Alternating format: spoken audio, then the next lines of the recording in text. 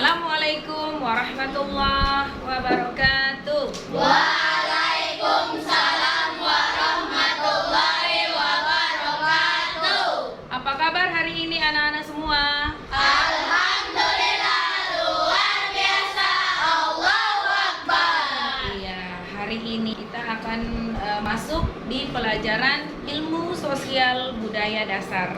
Nah, di sini Ibu akan mengambil submateri yaitu manusia, nilai, moral, dan hukum. Ya, kita akan mempelajari pengertian dari manusia, nilai, moral, dan hukum. Ya, Ibu masuk yang pertama yaitu tentang pengertian manusia. Manusia menurut Kamus Besar Bahasa Indonesia adalah makhluk yang berakal budi, mampu mengenal makhluk lain.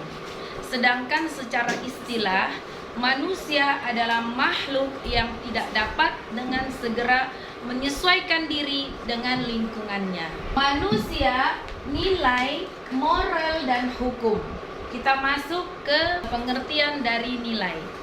Nilai didefinisikan sebagai kualitas diri, sesuatu yang dapat memberikan manfaat bagi manusia. Pada dasarnya, nilai adalah sifat yang melekat pada objeknya. Nilai menjadi tuntutan yang menemukan kehidupan manusia. Nilai manusia terletak pada hati nurani dan pemikiran sebagai suatu keyakinan dan kepercayaan. Sekarang kita masuk ke arti dari moral.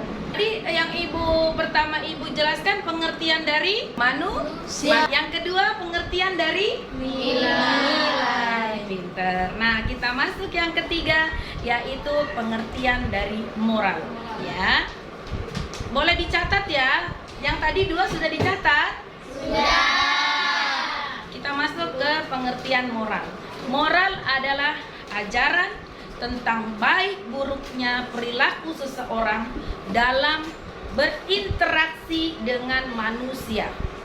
Ya, apabila perilaku seseorang telah sesuai dengan nilai yang diakui oleh masyarakat, maka ia dinilai telah memiliki moral yang baik. Pun sebaliknya, moral juga diartikan sebagai tatanan aturan yang mengatur manusia agar melakukan perbuatan sehingga menjadi manusia yang baik dalam kehidupan. Nah, itu adalah pengertian dari moral. Oke, sekarang kita masuk ke yang keempat, yaitu hukum. Iya. Oke, Ibu akan jelaskan tentang hukum, ya. Hukum merupakan sistem pengaturan yang berisi norma dan sanksi untuk mengatur tingkah laku manusia. Iya, mewujudkan keadilan dan ketertiban dan pencegahan terhadap kekacauan, ya. Hukum juga mengatur masyarakat dalam bertindak sebagai makhluk sosial dan hubungan sosial seseorang dalam bermasyarakat. Tadi kita sudah mempelajari pengertian dari apa? Manusia, nilai, moral, dan hukum. Kita sudah mengerti ya pengertian dari 4 materi tadi. Sekarang kita masuk ke hakikat, fungsi, dan perwujudan dari nilai, moral, dan hukum.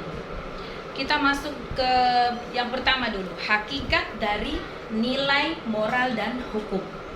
Ada beberapa bidang filsafat yang berhubungan dengan cara manusia mengartikan suatu hakikat.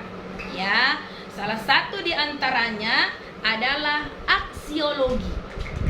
Bidang ini disebut filsafat nilai yang memiliki 2 kajian utama, yaitu etika dan estetika.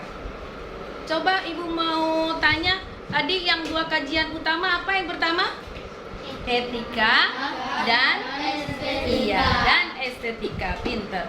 Etika berhubungan dengan kajian baik, buruk, benar, dan salah, ya. Sedangkan estetika berhubungan dengan keindahan. Ya, estetika itu adalah keindahan. Namun karena manusia selalu berhubungan dengan masalah keindahan, baik dan buruk, bahkan dengan persoalan-persoalan layak atau tidaknya sesuatu, maka pembahasan etika dan estetika jauh melangkah ke depan, meningkatkan kemampuannya untuk mengkaji persoalan nilai moral tersebut sebagaimana mestinya, ya. Sekarang kita masuk ke pembahasan mengenai nilai termasuk dalam kawasan etika, menyebutkan ada 3 jenis etika. Coba anak-anak tulis ya, 3 jenis etika. 1. Etika berarti nilai-nilai atau norma-norma yang menjadi pegangan bagi seseorang atau kelompok dalam mengatur tingkah lakunya. Sudah? Sudah data? Yang kedua, kita masuk etika berarti kumpulan asas atau nilai moral. Etika yang dimaksud adalah kode etik. Apa? Kode etik. Ya, kode etik. Yang ketiga, etika berarti ilmu tentang baik dan buruk. Etika yang dimaksud sama dengan istilah filsafat moral. Sudah ya? Sudah 3 sudah ditulis ya? Sudah. Kita masuk lagi. Di dalam kehidupan sehari-hari, manusia selalu berkaitan dengan nilai. Ya, sebagai contoh, ketika kita mengatakan bahwa orang itu baik atau lukisan itu indah, berarti kita melakukan penilaian terhadap objek. Ya, penilaian terhadap apa? Objek. Ya, penilaian terhadap objek. Baik dan indah adalah contoh nilai. Sesuatu dianggap bernilai apabila sesuatu itu memiliki sifat sebagai berikut. Ya, ditulis ya anak-anak ya. 1. Menyenangkan atau pleasant. Apa? Menyenangkan. Yang kedua, berguna atau useful. Apa yang kedua? Berguna atau useful. Oke. Yang ketiga adalah memuaskan atau satisfying. Satisfying. Apa yang ketiga?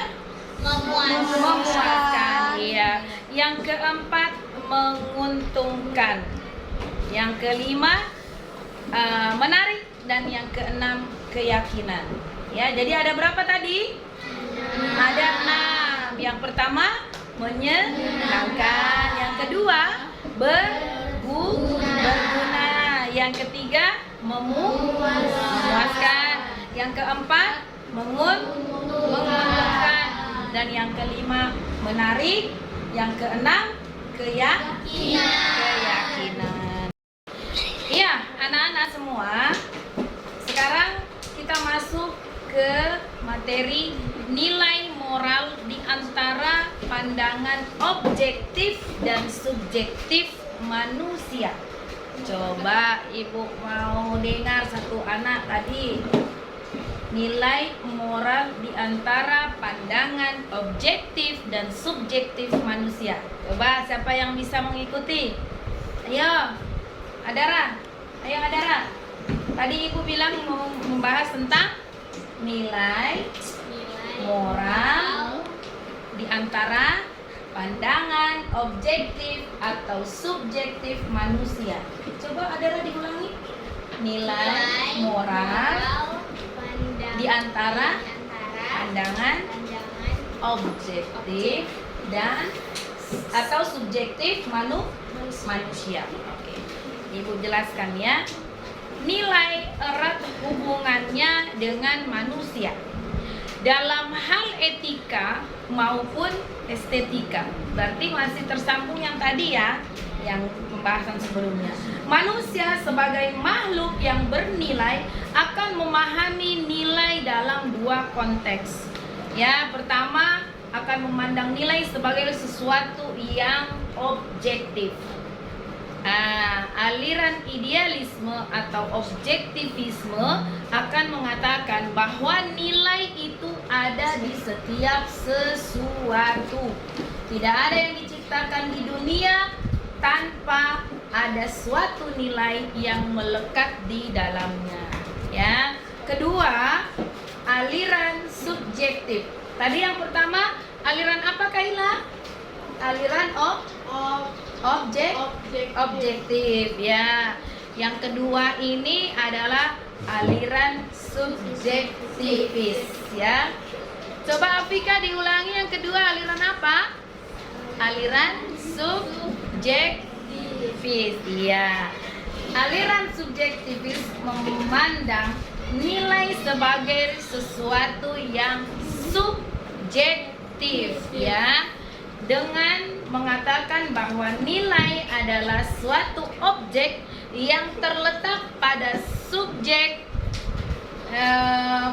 atau objek yang dinilai. Misalnya, contoh ya, air hangat bernilai daripada emas.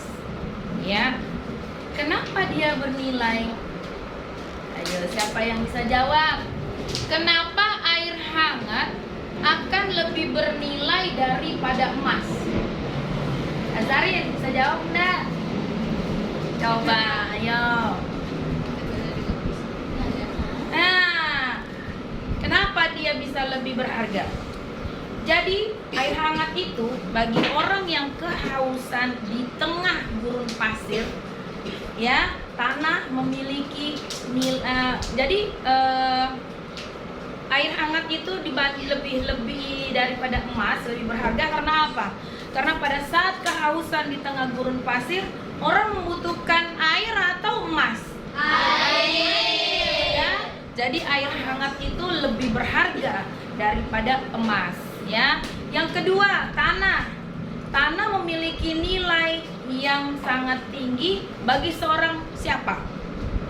Seorang manusia. Iya, maksudnya pekerjaannya apa kalau yang berhubungan dengan tanah? Tani. Apa?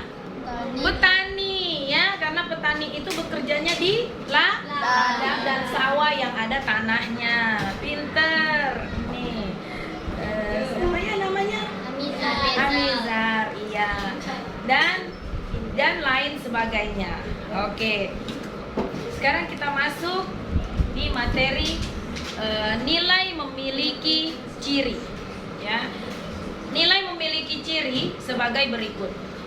Suatu realitas yang abstrak atau tidak ditangkap melalui indera tetapi ada. Yang kedua, normatif, yang seharusnya ideal, sebaiknya diinginkan. Yang ketiga, berfungsi sebagai daya dorong manusia. Oke. Nah, sekarang kita masuk ke pembahasan yang berikut, yaitu nilai di antara kualitas primer dan kualitas sekunder. Coba Najwa, tadi apa materinya? Nilai di antara kualitas primer dan kualitas sekunder. Ayo, siapa yang bisa mengikuti? Ayo. Nilai di antara kualitas primer dan kualitas sekunder, ya. Kita ulangi. Nilai di antara kualitas primer dan kualitas sekunder. Oke. Penjelasannya yaitu kualitas primer yaitu kualitas dasar yang tepatnya objek yang kualitas dasar yang tanpa objek tidak dapat menjadi ada, ya. sama seperti kebutuhan primer yang baru ada sebagai syarat hidup manusia. Sedangkan kualitas sekunder merupakan kualitas sampingan yang memberikan nilai terhadap sesuatu yang dijadikan objek penilaian kualitasnya. Perbedaan antara kedua kualitas ini adalah pada keniscayaan kualitas primer harus ada dan tidak bisa ditawar lagi, ya. Sedangkan kualitas sekunder bagian eksistensi objek, tetapi kehadirannya tergantung subjek penilai. Nilai bukan kualitas primer maupun sekunder, ya. Sebab nilai tidak Iya, tadi hakikat, fungsi, dan perwujudan nilai moral dan hukum yang pertama, ya. Sekarang kita masuk ke yang kedua, yaitu norma sebagai perwujudan dari nilai. Oke, norma-norma yang berlaku di masyarakat ada 4. Ada berapa? 4. Ya, norma yang berlaku di masyarakat ada 4. 1, siapa yang tahu norma apa? Apa ya? Ayo, yang dipelajari. Yo, jawab norma apa? Norma yang dipelajari, yang dipakai di di masyarakat itu kan ada 4. Coba, ini sudah pernah dibahas loh. 1, norma apa yang kalian tahu? Norma norma yang diatur di dalam masing-masing agama, artinya apa namanya? Norma agama. Yang kedua, norma apa? Ayo. Siapa tuh tadi jawab?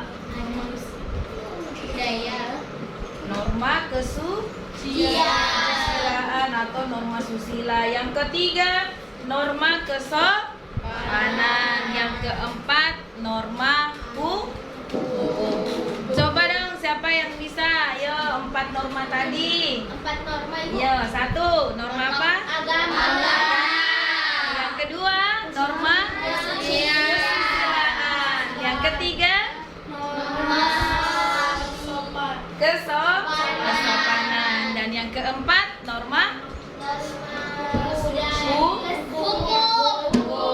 Ya, itu norma-norma yang berlaku di masyarakat, ya. Yang ketiga, hukum sebagai norma. Oke. Hukum sebagai norma, hakikatnya hukum pada dasarnya adalah bagian dari hukum. Oke. Hukum sebagai norma, ya. Kita pelajari dulu ini materi hukum sebagai norma. Hukum pada dasarnya adalah bagian dari norma, yaitu norma hukum. Iya, pintar. Hukum sebagai norma berbeda dengan ketiga hukum yang lain. Perbedaannya ada pada hal-hal sebagai berikut. Ya, 1, dicatat ya anak-anak ya. Iya. Catat. Yang pertama, norma hukum datangnya dari luar diri kita sendiri, yaitu dari kekuasaan negara atau lembaga yang resmi dan berwenang, ya. Yang kedua, norma hukum dilekati sanksi pidana atau pemaksa secara fisik. Norma lain tidak dilekati sanksi pidana secara fisik. Yang ketiga, sanksi pidana atau sanksi pemaksa itu dilaksanakan oleh aparat negara. Oke? Norma hukum dibutuhkan karena 2 hal. Yang pertama, karena bentuk sanksi dari ketiga norma belum cukup memuaskan dan efektif untuk melindungi ketentraman dan ketertiban masyarakat. Yang kedua, masih ada perilaku lain yang perlu diatur di luar ketiga norma di atas. Misalnya perilaku di jalan raya. Oke deh. Sekarang anak-anak ngantuk nak? Enggak toh? Masih semangat? Masih. Kita masuk ke materi berikut ya. Materi berikut adalah masalah nilai moral dan hukum di dalam masyarakat. Oke, Ibu jelaskan di sini sedikit. Hukum sebagai norma harus didasarkan pada nilai moral, ya. Apa artinya? Undang-undang jika tidak disertai moralitas, norma moral adalah norma yang paling dasar. Norma moral menentukan bagaimana kita menilai seseorang.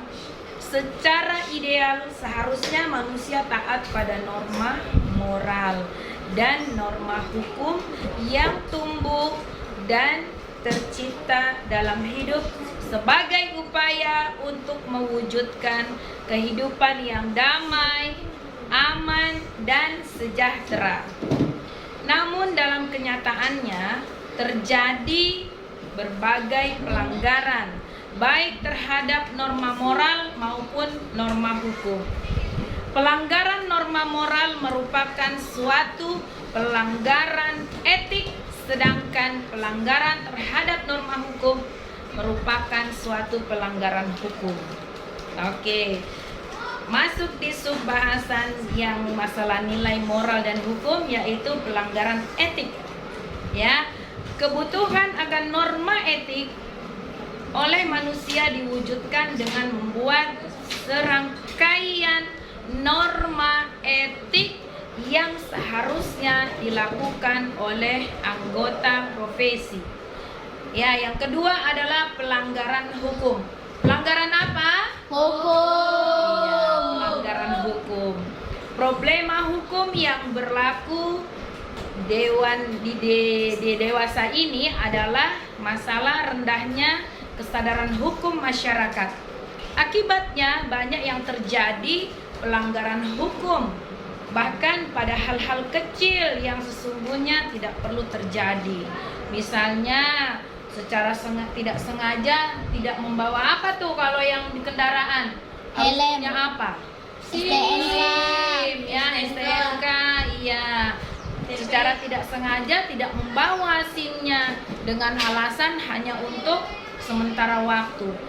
Pelanggaran hukum dalam arti sempit berarti pelanggaran terhadap perundang-undangan negara.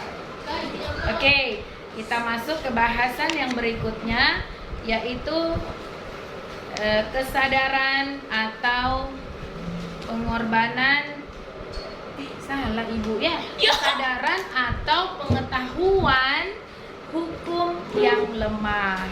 Dan ada lagi ketaatan terhadap hukum. Ada lagi perilaku aparat hukum, ya. Nah, itu yang ada di dalam pelanggaran. Iya, sekian pembelajaran kita pada hari ini.